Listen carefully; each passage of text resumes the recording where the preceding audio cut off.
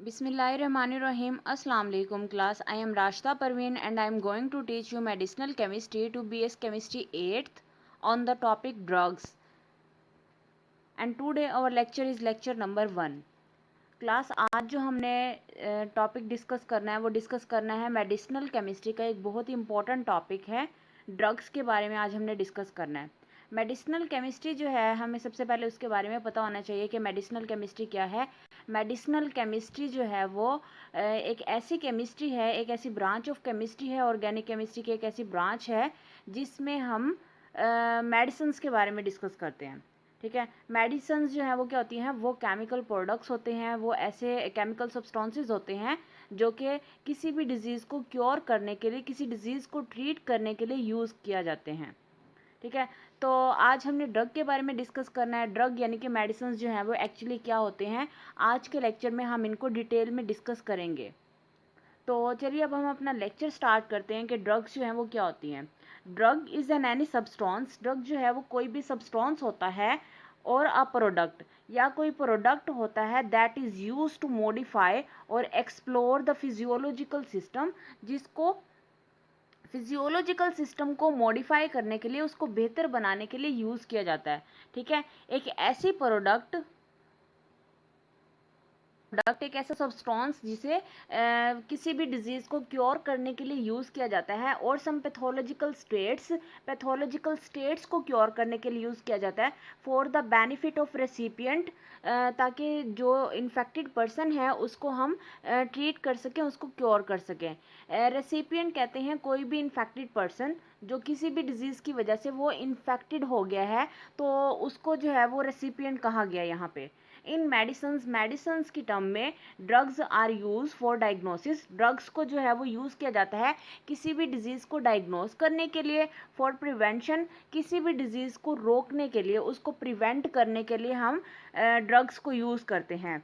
To cure and treatment of disease, और अगर किसी इंसान को, किसी पर्सन को कोई डिज़ीज़ हो गई है तो उस डिज़ीज़ को क्योर करने के लिए, उस डिज़ीज़ से निजात पाने के लिए हम ड्रग्स को यूज़ करते हैं। The origin of the word, अब ये जो वर्ड है drug, can be traced from the French word, अब ये जो वर्ड है ना ड्रग का, इस वर्ड को डिराइव किया गया है फ्रेंच वर्ड से। फ्रांसीसी का एक वर्ड है ड्रोग, ठीक है, जिसका मतलब है which means a dry herb, जिसका मतलब है एक खुश किस्म की झाड़ी। द ट्रीटमेंट ऑफ इन्फेक्शन और डिजीज़, अब जो इन्फेक्शन होता है या कोई डिजीज़ होती है उसको ट्रीट करने के लिए विद स्पेसिफिक ड्रग, स्पेसिफिक तरह की जो ड्रग्स होती हैं उनको यूज़ किया जाता है। लाइक अगर हमें फीवर हो जाता है तो हम पैनाडोल की टैबलेट लेते हैं, इसी तरह से अगर हमें सर में दर्द हो जाता है तो हम डिस्प्रिन की टैबलेट लेते हैं। तो डिफरेंट तरह की ड्रग्स हम डिफरेंट तरह की डिजीज़ को क्योर करने के लिए हम यूज़ करते हैं।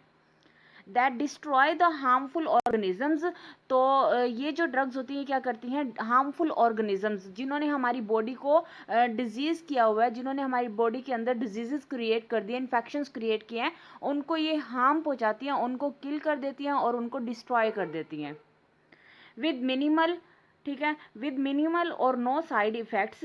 और ये जो ड्रग्स होती हैं ना, इनके या तो साइड इफ़ेक्ट्स इनके नहीं होते, लेकिन अगर इनके साइड इफ़ेक्ट्स हों भी तो बहुत ही ज़्यादा कम होते हैं, कि मतलब बहुत ही ज़्यादा इनके साइड इफ़ेक्ट्स जो हैं वो कम होते हैं on the cell of host, host के सेल्स के ऊपर। लाइक होस्ट यहाँ पे कहा गया उस पर्सन को जो कि इन्फेक्ट हुआ है किसी भी डिजीज़ से और उसने लेनी है मेडिसिन्स, ठीक है, उसने ड्रग्स को यूज़ करना है, तो उसे जो है होस्ट पर्सन कहा गया है। तो होस्ट को जो है ना वो ये जो ड्रग्स होती हैं ज़्यादा नुकसान नहीं पहुंचाती, इतनी ज़्यादा टॉक्सिसिटी उसके अंदर क्रिएट नहीं करती, और ना अगर ये टॉक्सिसिटी क्रिएट करें भी तो उनके इफ़ेक्ट इतने ज़्यादा नहीं होते। इज़ नाउन एज कीमोथेरापी, इस प्रोसेस को जिसमें हम ड्रग्स को यूज़ करते हैं डिफरेंट टाइप की डिजीज़ को क्योर करने के लिए, इसे कहा जाता है कीमोथेरापी। कीमोथेरापी, कीमोथेरापी जो है ये एक्चुअली 2 वर्ड से ड्राइव किया गया है। नंबर 1 थेरापी, थेरापी का मतलब है क्योर करना या ट्रीट करना, ठीक है, और कीमो का मतलब है केमिकल्स, ठीक है, कीमो का वर्ड जो है वो केमिकल से ड्राइव किया गया है। तो कीमोथेरापी जो है एक ऐसा ट्रीटमेंट है जिसमें डिफरेंट टाइप की डिजीज़ को केमिकल्स के ज़रिए यानी कि ड्रग्स के ज़रिए हम उनको क्योर करते हैं, उनको ट्रीट करते हैं। Drugs are mainly classified, drugs को क्लासीफाई किया जाता है on the basis of their action, उनके एक्शंस की बेस पे ड्रग्स को क्लासीफाई किया जाता है। लाइक एंटीपायरेटिक ड्रग्स होती हैं, तो एंटीपायरेटिक जितनी भी ड्रग्स है ना उनका काम होता है फीवर को कम करना, ठीक है, नॉर्मल बॉडी टेम्परेचर तक लेके आना अगर हमारी बॉडी का टेम्परेचर राइज हो गया है तो, ठीक है। इसी तरह से एंटीबायोटिक्स होती है, जितनी भी एंटीबायोटिक्स होती है ना उन सब का काम होता है कि वो माइक्रो ऑर्गेनिजम्स, ऐसे हार्मफुल माइक्रो ऑर्गेनिजम्स जो हमारी बॉडी के अंदर डिजीज़ क्रिएट कर रहे हैं उन सब माइक्रो ऑर्गेनिजम्स को किल कर देना, ठीक है। तो ड्रग्स को हम क्लासीफाई करते हैं on the basis of there mode of action. Next हमने पढ़ना है एनाल्जेसिक्स के बारे में। एनाल्जेसिक्स क्या होती हैं?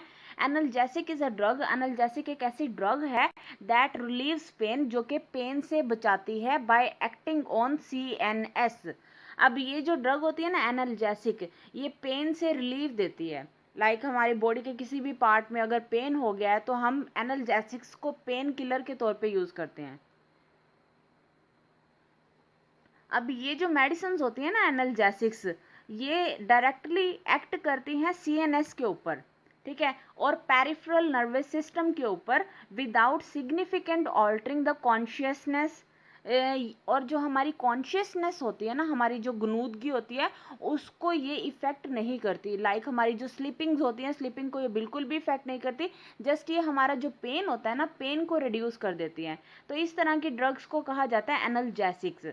अब इसकी जो एग्जांपल्स हैं हम उनको डिस्कस कर लेते हैं कि एग्जांपल्स जो हैं इसकी कौन कौन सी हैं। नंबर 1 है aspirin, आइबोप्रोफिन, phenyl butazone, morphine. Morphine जो है ना ये एक एल्कोलॉइड है जिसको ऑब्टेन किया जाता है ओपियम से। नेक्स्ट हमने इसके रिमार्क्स पढ़ने हैं। रिमार्क्स होते हैं कि किसी ड्रग को अगर हम यूज़ कर रहे हैं तो हम उसको किन किन सिम्टम्स के अंदर हम उसको यूज़ करेंगे और उसके क्या एक्शंस होंगे, ठीक है। लाइक हम ये कह सकते हैं कि इस ड्रग को अगर हम यूज़ कर रहे हैं तो किन इंडिकेशंस में हम इसको यूज़ करेंगे। Analgesic release from pain, analgesics जो होती हैं वो ऐसी ड्रग्स होती हैं जो कि पेन से रिलीफ दिलाती हैं, पेन से छुटकारा दिलाती हैं। ओनली एज अ सिम्टम, अगर पेन के सिम्टम्स हमारे बॉडी के अंदर प्रेजेंट हैं तो। विदाउट ट्रीटिंग इस काज, ये अगर हमारी बॉडी के किसी भी पार्ट के अंदर पेन हो रहा है तो एनाल्जेसिक्स जो है ये सिर्फ पेन को कम करती हैं, लेकिन एक्चुअली जो रीज़न होती है ना पेन को काज करने की, लाइक हमारी बॉडी के अगर किसी पार्ट में कोई डिफेक्ट हो गया है तो ये उस डिफेक्ट को ट्रीट नहीं करेंगी, ये सिर्फ उस डिफेक्ट की वजह से जो पेन प्रोड्यूस हो रहा है ना उस पेन को कम कर देती हैं। नेक्स्ट हमने डिस्कस करना है एंटीबायोटिक्स के बारे में। एंटीबायोटिक्स क्या होती हैं? दीज आर द सब्सटेंसेस, ये ऐसे सब्सटेंसेस होते हैं that are produce by micro organisms, जिन्हें माइक्रो ऑर्गेनिज्म जो है वो प्रोड्यूस कर देते हैं, विच सप्रेस। और ये जो मेडिसिन होती है ना, ये जो एंटीबायोटिक मेडिसिन होती हैं ये रोक देती हैं द ग्रोथ ऑफ और किल अदर माइक्रो ऑर्गेनिजम्स, और दूसरे माइक्रो ऑर्गेनिजम्स को जो कि हार्मफुल माइक्रो ऑर्गेनिजम्स होते हैं, हमारी बॉडी को इन्फेक्ट कर रहे होते हैं, हमारी बॉडी के अंदर इन्फेक्शन क्रिएट कर रहे होते हैं, उन माइक्रो ऑर्गेनिजम्स को या तो वो ये प्रॉपरली उनको किल कर देती हैं या फिर उनकी ग्रोथ को सप्रेस कर देती हैं, उनकी ग्रोथ को बिल्कुल ही ख़त्म कर देती हैं, ठीक है। फॉर एग्जाम्पल, अब जो इसकी एग्जाम्पल्स हैं वो कौन कौन सी हैं? Penicillin, chloramphenicol, tetracycline. अब जो इसकी एग्जाम्पल्स हैं वो है पेंसिलिन, क्लोरमफेनिकोल और टेट्रासाइक्लिन। अब ये जो ड्रग्स है ना क्लोरमफेनिकोल, पेंसिलिन, टेट्रासाइक्लिन, ये ऑब्टेन भी माइक्रो ऑर्गेनिज्म से होती हैं और इनको माइक्रो ऑर्गेनिजम्स को ही ट्रीट करने के लिए यूज़ किया जाता है। लेकिन वो माइक्रो ऑर्गेनिज्म जिनको ट्रीट करने के लिए यूज़ किया जाता है ना, वो ऐसे माइक्रो ऑर्गेनिजम्स होते हैं, हार्मफुल ऐसे माइक्रो ऑर्गेनिजम्स होते हैं जो हमारी बॉडी को इन्फेक्ट कर रहे होते हैं, हमें नुकसान पहुंचा रहे होते हैं। The first antibiotic was discover, सबसे पहली जो एंटीबायोटिक थी ये डिस्कवर की गई थी अलेक्जेंडर फ्लेमिंग ने। सबसे पहली जो एंटीबायोटिक थी 1929 में अलेक्जेंडर फ्लेमिंग ने इसको डिस्कवर किया था। विच वाज प्रोड्यूस, जिसको प्रोड्यूस किया गया, ये जो सबसे पहली एंटीबायोटिक थी इसको प्रोड्यूस किया गया पेनिसिलियम मोल्ड से। पेनिसिलियम मोल्ड जो है ये एक फंगस होता है and he named the substance as penicillin, और उसने इस सब्सटेंस को पेनिसिलिन का नाम दिया क्योंकि इसे पेनिसिलियम मोल्ड से ऑब्टेन किया गया था ना। तो जिस फंजी से इस ड्रग को ऑब्टेन किया गया था उस फंजी के ही नेम पे इसका नेम जो है वो पेनिसिलिन रख दिया गया। अब ये स्क्रीन पे जो आपको स्ट्रक्चर नजर आ रहा है ना, ये पेनिसिलिन का स्ट्रक्चर है। नेक्स्ट हमने डिस्कस करना है एंटीपायरेटिक ड्रग्स के बारे में। एंटीपायरेटिक ड्रग्स क्या होती हैं? एंटीपायरेटिक ड्रग्स जो हैं वो ऐसी ड्रग्स होती हैं जो हमारी बॉडी के टेम्परेचर को कम कर देती हैं। फिर लेकिन ये बॉडी के टेम्परेचर को उस कंडीशन में कम करती हैं जब हमारी बॉडी का नॉर्मल टेम्परेचर जो है वो राइज कर जाता है और हमें फीवरिश कंडीशन फील हो रही होती है, हमें ऐसा लग रहा होता है कि हमें फीवर हो गया है। लाइक हमारी बॉडी का जो नॉर्मल टेम्परेचर है वो होता है 98 फॉरेनहाइट।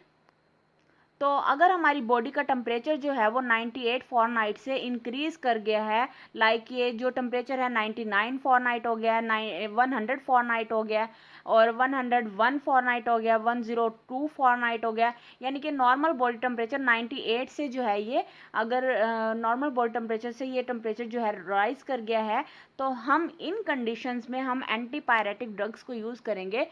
ये ड्रग्स जो है ये क्या करती है, हमारे बॉडी के टेम्परेचर को जो कि इंक्रीज कर गया है 100 तक पहुंच गया है उसको वापस से 98 तक लेके आएंगी। ठीक है। A drug that reduce body temperature, ये एक ऐसी ड्रग होती है जो कि बॉडी के टेम्परेचर को कम कर देती है इन फीवर की कंडीशन में ये बॉडी के टेम्परेचर को कम करती है, but does not lower the normal body temperature, लेकिन ये नॉर्मल बॉडी टेम्परेचर को लोअर नहीं करती। लाइक अगर हमारी बॉडी का टेम्परेचर 98 डिग्री फॉरेनहाइट है और हम यूज़ करते हैं एंटीपायरेटिक ड्रग्स को, तो ये ऐसा नहीं होगा कि ये 98 से उसको 95 डिग्री फॉरेनहाइट पे ले आएगी या 90 फॉरेनहाइट पे ले आएगी, बिल्कुल भी ऐसा नहीं होगा। ये सिर्फ फीवर की कंडीशन में बॉडी के टेम्परेचर को डिक्रीज करती है। ठीक है, बाकी हमारे नॉर्मल बॉडी टेम्परेचर को बिल्कुल भी इफेक्ट नहीं करती। इस तरह की ड्रग्स को कहा जाता है antipyretic drugs. For example paracetamol and aspirin. Paracetamol और एस्पिरिन जो है वो एंटीपायरेटिक ड्रग्स हैं। नेक्स्ट हमने डिस्कस करना है अदर कैटेगरीज ऑफ ड्रग्स की कुछ दूसरी कैटेगरीज भी हमने डिस्कस करनी है। अभी तो हमने डिस्कस किया एनाल्जेसिक्स के बारे में, एंटीपायरेटिक ड्रग्स के बारे में, एंटीबायोटिक्स के बारे में। अब हमने कुछ और कैटेगरीज भी ड्रग्स की डिस्कस करनी है, तो वन बाय वन हम इनको देखते जाते हैं कि ड्रग्स की दूसरी कैटेगरीज कौन कौन सी हैं।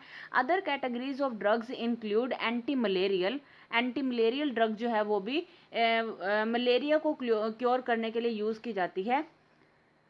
Anti-malarial drugs are use for cure and prevention of malaria. Malaria को क्योर करने के लिए और मलेरिया से बचने के लिए एंटी-मलेरियल ड्रग्स को यूज़ किया जाता है। फॉर एग्जांपल क्लोरोक्विन, इसकी जो एग्जांपल है वो है क्लोरोक्विन की। एंटीहिस्टामाइंस जो है वो ऐसी ड्रग्स होती हैं जो कि एलर्जी से बचाती हैं। ठीक है, अगर हमारी बॉडी के किसी पार्ट में एलर्जी हो गई है तो हम एलर्जी से छुटकारा पाने के लिए, एलर्जी को क्योर करने के लिए हम एंटीहिस्टामाइन ड्रग्स यूज़ करते हैं।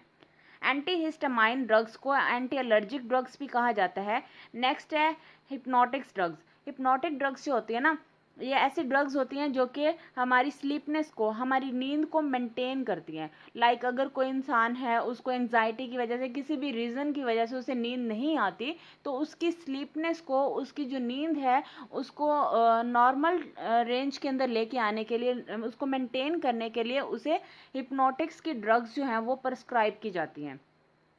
Hypnotics are the drugs, hypnotics जो होती है ना वो ऐसी ड्रग्स होती हैं that are use for inducing and maintaining sleep, जो कि स्लीप को, नींद को मेंटेन करने के लिए यूज़ की जाती है। फॉर एग्जांपल डायजेपाम जो है वो इसकी बहुत ही कॉमन सी एग्जांपल है।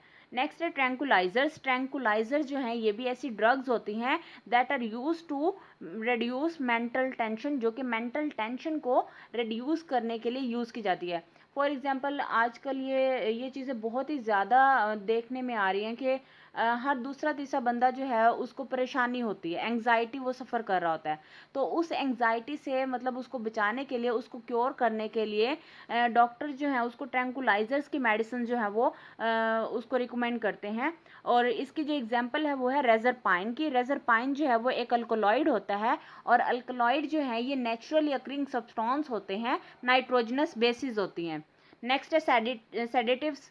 अब ये जो सेडेटिव्स होती हैं ना, ये ऐसी ड्रग्स होती हैं that are use to reduce excitement, जो कि एक्साइटमेंट को कम करने के लिए यूज़ की जाती है, विदाउट रिड्यूसिंग स्लीप। अब ये हमारी ये जो मेडिसिन होती है ना सेडेटिव, ये सिर्फ और सिर्फ एक्साइटमेंट को, ओवर एक्साइटेड पर्सन जो होते हैं उनको दी जाती है, और ताकि उनकी एक्साइटमेंट को बैलेंस किया जा सके, ठीक है। लेकिन ये उनकी नींद को कोई मतलब नुकसान नहीं पहुंचाते। ऐसा नहीं है कि हम सेडेटिव किसी जो डॉक्टर हैं वो अपने पेशेंट्स को सेडेटिव की मेडिसिन जो है वो प्रिस्क्राइब करें और उनको ज़्यादा नींद आने लग जाएगी, नहीं, ऐसा बिल्कुल भी नहीं है। दो ड्रॉजीनेस इज काज, लेकिन जो सेडेटिव की मेडिसिन है ना, ये इनसे गनूदगी तो होती है लेकिन नींद जो है वो बिल्कुल मेंटेन रहती है। अब जो इसके एग्जांपल्स हैं वो हैं डेरिवेटिव्स ऑफ बारबिटूरेट्स। बारबिटूरेट्स के डेरिवेटिव्स जो हैं वो यूज़ किए जाते हैं सेडेटिव के तौर पे। डेरिवेटिव्स ऑफ बारबिटूरेट, जो बारबिटूरेट के डेरिवेटिव्स है ना, इनको हिप्नोटिक ड्रग्स के तौर पे भी यूज़ किया जाता है और ट्रैंकुलाइजर्स के तौर पे भी। यानी कि हिप्नोटिक जो है वो ऐसी ड्रग्स होती है ना जो कि स्लीप को मेंटेन करती हैं, और ट्रैंकुलाइजर जो है वो ऐसी ड्रग्स होती हैं जो कि एंग्जाइटी से बचाती हैं। तो ये जो डेरिवेटिव ऑफ बारबिटूरेट्स होते हैं ना, इनको मतलब एंजाइटी से बचने के लिए भी यूज़ किया जाता है, और दूसरा ये कि इनको ना स्लीप को मेंटेन करने के लिए भी यूज़ किया जाता है। नेक्स्ट हमने ड्रग एक्शन हमने डिस्कस करना है, ड्रग्स के कितनी तरह के एक्शन होते हैं। Action of drugs on bacteria, drug के जो बैक्टीरिया के ऊपर एक्शन होते हैं ना वो दो तरह के हो सकते हैं, एक तो बैक्टीरियोस्टेटिक हो सकता है और दूसरा बैक्टीरियोसाइडल हो सकता है। अब बैक्टीरियोस्टेटिक क्या होता है? बैक्टीरियो यानी कि बैक्टीरिया, स्टेटिक का मतलब होता है स्टेट कर देना, किसी चीज़ को रिटार्ड कर देना। बैक्टीरियोस्टेटिक जो होती है ना वो ऐसी ड्रग्स होती हैं जो कि बैक्टीरिया की ग्रोथ को रिटार्ड कर देती हैं, उसको सप्रेस कर देती हैं। और बैक्टीरियोसाइडल, साइडल का मतलब होता है किल करना, और बैक्टीरियो का मतलब है बैक्टीरिया को। बैक्टीरियोसाइडल जो है वो ऐसी ड्रग्स होती हैं जो कि बैक्टीरिया को किल कर देती हैं। अब हम फर्दर इसको डिस्कस करते हैं कि बैक्टीरियोसाइडल और बैक्टीरियोस्टेटिक जो है वो क्या कहती हैं। Bacteriostatic are the drugs that inhibit the growth of bacteria. Bacteriostatic जो है वो ऐसी ड्रग्स होती हैं जो कि बैक्टीरिया की ग्रोथ को इनहिबिट कर देती हैं, बिल्कुल रोक देती हैं, विदाउट किलिंग दैम, लेकिन बैक्टीरिया को किल नहीं करती। फॉर एग्जांपल, इसकी जो एग्जांपल्स है बैक्टीरियोस्टेटिक ड्रग्स की वो हैं क्लोरमफेनिकोल, सल्फोनामाइड्स। नेक्स्ट हमने डिस्कस करना है बैक्टीरियोसाइडल्स। बैक्टीरियोसाइडल जो है वो ऐसी ड्रग्स होती हैं that inhibit the growth of bacteria, जो कि बैक्टीरिया की ग्रोथ को तो कम कर ही देती हैं, ठीक है, बैक्टीरिया की ग्रोथ को तो रोक देती हैं, लेकिन उसके साथ साथ ये बैक्टीरिया को किल भी कर देती हैं। For example penicillin and streptomycin. Some primary static drugs may be cidal, कुछ जो प्राइमरी ड्रग्स होती है ना उनको हम मतलब होती तो वो स्टैटिक के तौर पे हैं, लेकिन उनको हम साइडल के तौर पे यानी कि बैक्टीरिया को किल करने के लिए भी यूज़ कर सकते हैं, लेकिन उसके लिए हमें इन ड्रग्स की ज़्यादा कंसंट्रेशन चाहिए होगी। अब वो ड्रग्स कौन कौन सी हैं जिन्हें जो हैं तो स्टैटिक, लेकिन उनको हम साइडल्स के तौर पे यूज़ करते हैं। इनके एग्जाम्पल हैं सल्फोनामाइड्स। अब हम दूसरी साइड पे अगर हम देखें तो कुछ ड्रग्स जो हैं वो ऐसी भी होती हैं जो होती तो साइडल हैं, लेकिन हम उन्हें बैक्टीरियोस्टेटिक के तौर पे भी यूज़ कर सकते हैं कुछ कंडीशंस के अंदर। For example streptomycin.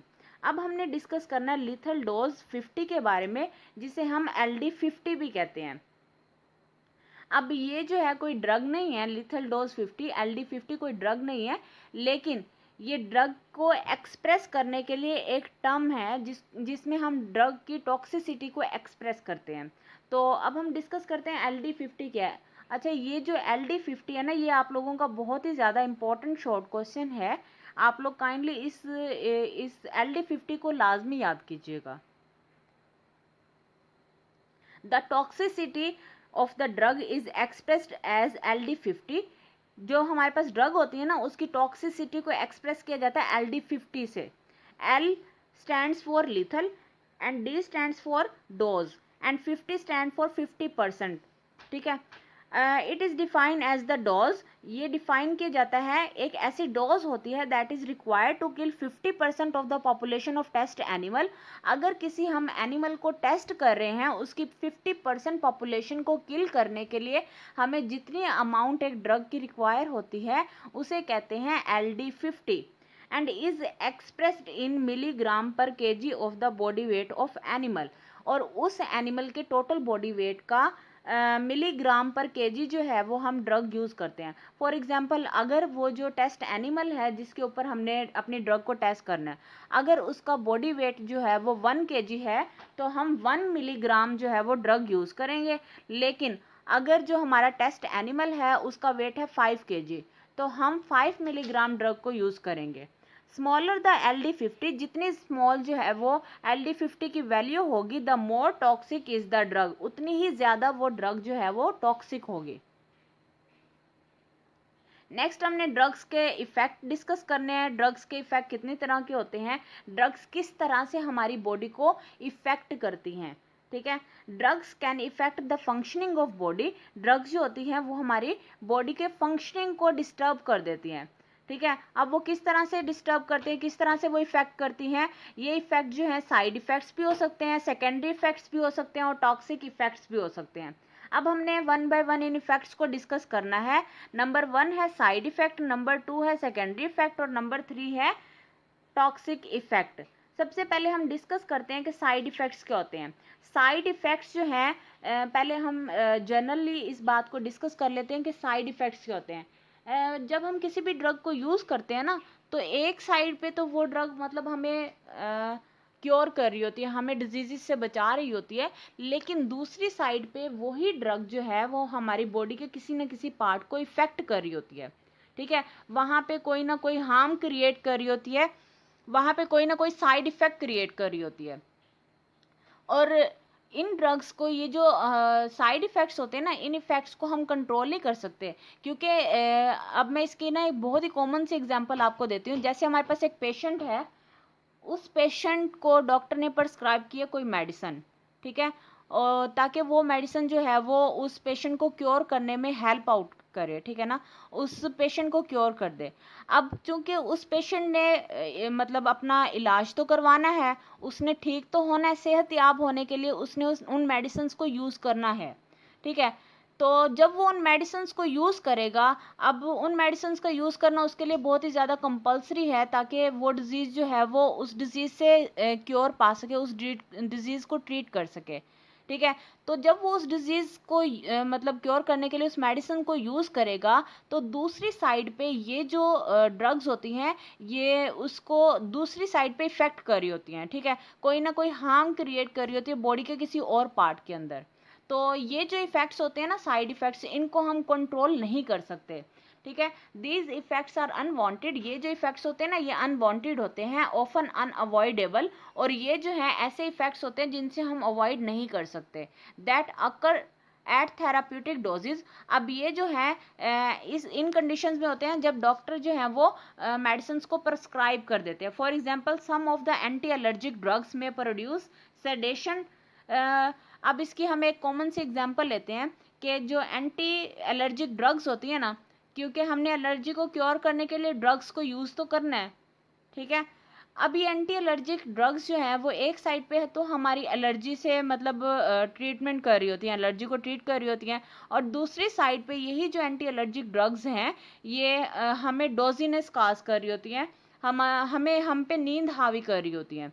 इसी तरह से अगर हम कफ सिरप की बात करें तो हम कफ को क्योर करने के लिए, खांसी से बचने के लिए हम जो सिरप यूज़ करते हैं, एक साइड पे तो वो सिरप हमें खांसी से बचा रहे होते हैं, लेकिन दूसरी साइड पे वो हम पे गनूदगी तारी कर रहे होते हैं। हम जितना मतलब उन सिरप्स को हम यूज़ करते हैं जैसे डॉक्टर ने हमें प्रिस्क्राइब किया है, तो उस सिरप को यूज़ करने के साथ साथ हमारी नींद जो है वो बढ़ती चली जाती है। तो ये जो है वो ड्रग के साइड इफ़ेक्ट्स होते हैं। नेक्स्ट हमने डिस्कस करना है सेकेंडरी इफ़ेक्ट्स के बारे में। The effects are indirect consequences of primary action of the drug. ये जो इफेक्ट होते हैं ना ये इनडायरेक्ट consequences होते हैं उन ड्रग्स के जिन्हें हम यूज़ करते हैं किसी डिजीज़ को क्योर करने के लिए। फॉर एग्जांपल एंटीबायोटिक्स, अब इसकी जो एग्जांपल है वो एंटीबायोटिक ड्रग्स हैं। एंटीबायोटिक ड्रग्स जो हैं वो ऐसी ड्रग्स होती हैं जो कि माइक्रो ऑर्गेनिजम्स की ग्रोथ को कंट्रोल करने के लिए यूज़ की जाती हैं, उनको किल करने के लिए यूज़ की जाती हैं। तो जब हम एंटीबायोटिक्स को यूज़ करते हैं ना, तो एंटीबायोटिक्स हार्मफुल और माइक्रो ऑर्गेनिजम्स को तो किल करती ही करती हैं, लेकिन हार्मफुल माइक्रो ऑर्गेनिजम्स को किल करने के साथ साथ एंटीबायोटिक्स जो है वो जो फ्रेंडली बैक्टीरिया होते हैं, जो अच्छे बैक्टीरिया होते हैं, उनको भी ये किल कर देती है। ठीक है, हार्मफुल और जो हमारे मतलब अच्छे फ्रेंडली बैक्टीरिया होते हैं, उन दोनों तरह के बैक्टीरिया को ये किल कर देती हैं। नेक्स्ट हमने पढ़ना है टॉक्सिक इफेक्ट्स के बारे में कि टॉक्सिक इफेक्ट्स कौन से होते हैं। अब टॉक्सिक इफेक्ट, ठीक है, ऐसे इफेक्ट्स हैं जो कि टॉक्सिसिटी क्रिएट करते हैं। अब ये टॉक्सिसिटी जो है वो इसी कंडीशन में हो सकती है जब हम ड्रग को या तो ज़्यादा अरसे के लिए यूज़ करें, या फिर एक ड्रग को हम ज़्यादा कंसंट्रेशन के अंदर यूज़ करें। ठीक है, the effects are the result of excessive pharmacological actions. ये जो इफेक्ट होते हैं ना, ये इस वजह से हो सकते हैं कि हम ड्रग को एक्सेसिव यानी कि ज़्यादा मिकदार में हम उस ड्रग को यूज़ करें। अब ये दो तरह से हो सकते हैं, एक तो ये कि हम उस मेडिसिन को, उस ड्रग को हम ज़्यादा लंबे अरसे के लिए यूज़ करें, और दूसरा ये हो सकता है कि हम उस मेडिसिन को ज़्यादा मिकदार में यूज़ करें। For example overdose of paracetamol. अब इसकी जो है ना एक बहुत ही कॉमन सी एग्जांपल है पैरासीटामोल की, कि अगर हम पैरासीटामोल की मेडिसिन को कोई ज़्यादा अरसे के लिए अगर हम यूज़ करते हैं, ज़्यादा उसकी क्वांटिटी को हम यूज़ कर लेते हैं, तो वो हमारे लीवर को डैमेज कर देता है। ओके क्लास, ये तो था आज का हमारा लेक्चर। मुझे उम्मीद है आप लोगों का ड्रग का पोर्शन जो है वो अच्छे से क्लियर हो गया होगा। इससे रेलिवेंट कोई भी क्वेश्चन हो, आप लोग काइंडली मुझे कमेंट बॉक्स में लाजमी कमेंट करके पूछिएगा, और काइंडली मेरे चैनल को ज़रूर सब्सक्राइब करें और मेरी वीडियो को ज़रूर लाइक करें। ओके क्लास, अल्लाह हाफिज़, बाय बाय।